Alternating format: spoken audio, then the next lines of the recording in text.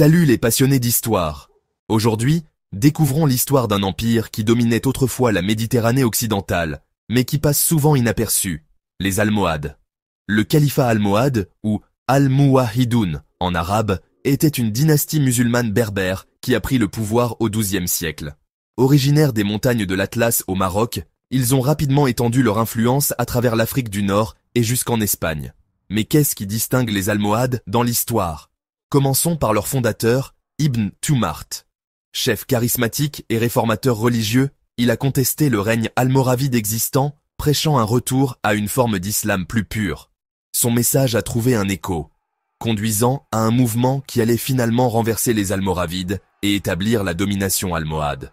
Sous la direction d'Abd al-Moumin, le premier calife almohade, l'empire s'est rapidement développé. Les Almohades n'étaient pas seulement des guerriers, ils étaient aussi des mécènes de la culture et du savoir. Ils ont construit des chefs-d'œuvre architecturaux impressionnants comme la mosquée Koutoubia à Marrakech et la Giralda à Séville. Ces structures subsistent encore aujourd'hui comme des témoignages de leur prouesse architecturale et de leur sensibilité esthétique. L'ère almohade fut aussi une période d'échanges intellectuels importants. Des philosophes comme Ibn Rushd, connu en Occident sous le nom d'Averroès, et le penseur juif Maïmonide ont prospéré sous leur patronage. Cette période a vu l'épanouissement des sciences, de la philosophie et de la médecine, comblant le fossé entre le monde musulman et l'Europe médiévale. Cependant, le califat almohade a dû faire face à des défis, tant internes qu'externes. Leurs politiques religieuses strictes ont conduit à des dissensions internes, tandis que les menaces extérieures des royaumes chrétiens d'Espagne et des dynasties musulmanes rivales d'Afrique du Nord ont constamment mis à l'épreuve leur résilience. La bataille de Las Navas de Tolosa en 1212 marqua un tournant. Les Almohades subirent une défaite écrasante face aux forces chrétiennes, marquant le début de leur déclin en Espagne.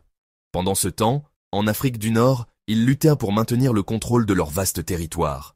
Au milieu du XIIIe siècle, le califat almohade s'était fragmenté, cédant la place à de nouvelles puissances comme les Mérinides et les Nasrides. Pourtant, leur héritage perdure dans le riche patrimoine culturel et architectural qu'ils ont laissé derrière eux. Alors, la prochaine fois que vous vous émerveillerez devant la beauté de l'architecture andalouse ou que vous plongerez dans la philosophie médiévale, souvenez-vous des Almohades. Bien qu'étant un empire oublié, leur influence se fait encore sentir aujourd'hui. Merci de m'avoir rejoint dans ce voyage historique. N'oubliez pas d'aimer, de vous abonner et d'activer la cloche pour plus d'histoires fascinantes du passé. En attendant,